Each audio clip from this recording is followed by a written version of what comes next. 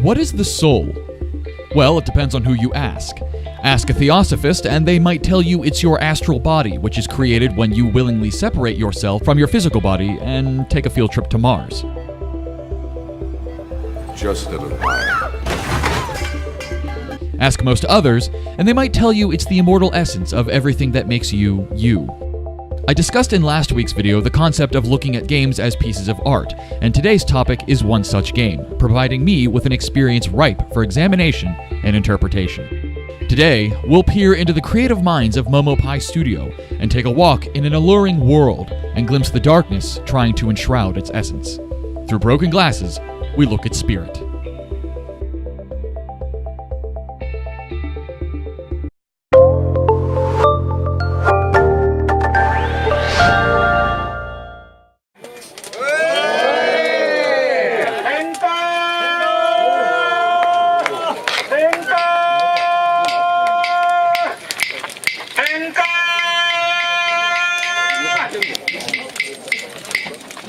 This is the Gozen no Kuribi, the finale of Japan's 3-day festival of Bon, during which Japanese Buddhists honor the visiting spirits of their ancestors. In Kyoto, on the final night, 5 enormous bonfires are lit upon mountainsides, which are meant to guide these souls on their return to the spirit world, hence the name Okuribi, which roughly translates to send off fire.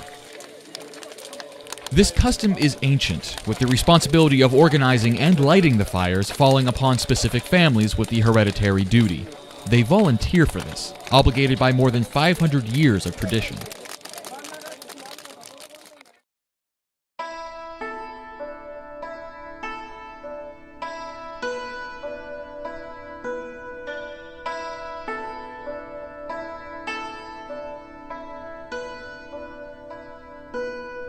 Known as the Thousand-Year Capital, Kyoto, Japan served as home to the emperor for over 11 centuries before the seat of government was moved to Tokyo in 1868. It is one of Japan's most well-preserved cities, due in large part to its removal from a list of potential targets for the atomic bomb during World War II. Having dodged a literal catastrophic bullet, Kyoto survives as a cultural center rife with pre-war historical architecture and ancient tradition, such as the Okuribi, that paints a clear picture of a people who lived and live to appreciate life, death, and what comes next. Now, it is home to director, artist, and animator Ronaldo Viers, and the city's rich culture has served in part to influence his new game, Spirit.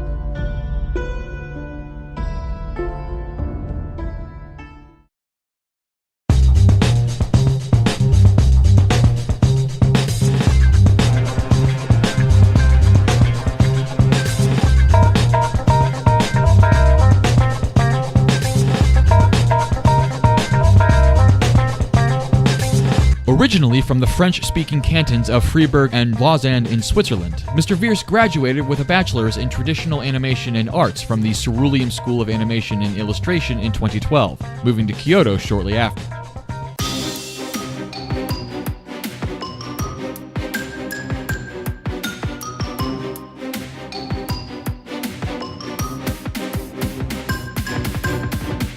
His resume is quite populated, detailing experience in animation and direction on projects that range in size and scope from browser-based flash games and game jams all the way up to big-budget titles such as Dragon Quest XI and Star Fox Zero.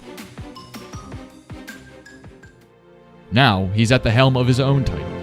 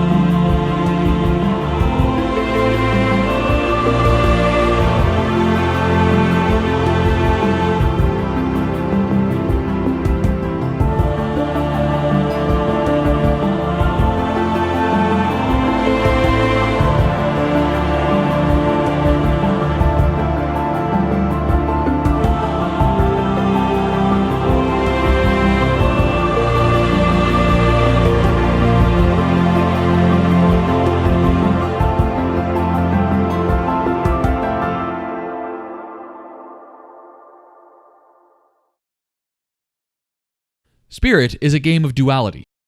The game's slogan talks about how we all have two lives, with the second beginning once we realize we only have one. It means that our lives only really begin once we understand who we truly are. That is the player's mission in Spirit. The main character is a blue-haired girl who awakes in a mysterious blue world and discovers she is capable of traveling between her world and the world below by possessing the bodies of its inhabitants. This act of possession will be a core gameplay mechanic used to solve puzzles and open up pathways, and what Mr. Vierce describes will be as open an experience as possible. The player's journey as this girl is one of self-discovery, as she is searching for her essence, her spirit, what makes her whole.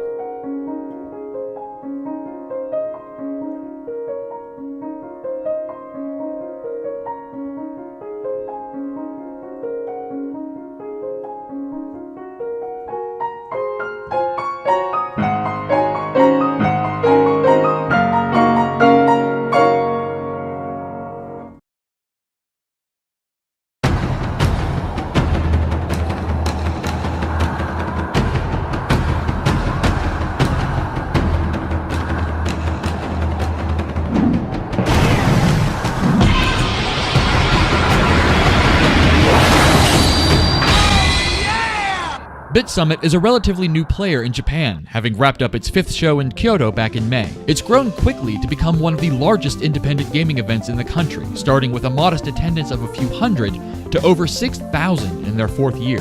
It was here that a demo of Spirit was first made available for play, winning the Denkenki PlayStation Magazine Media Highlight Award and inspiring confidence in the Momo Pi team. I was fortunate enough to get my hands on the demo thanks to an eager Mr. Vierce, who has, I should say, waited very patiently to hear my impressions, which I'm pleased to say are very good.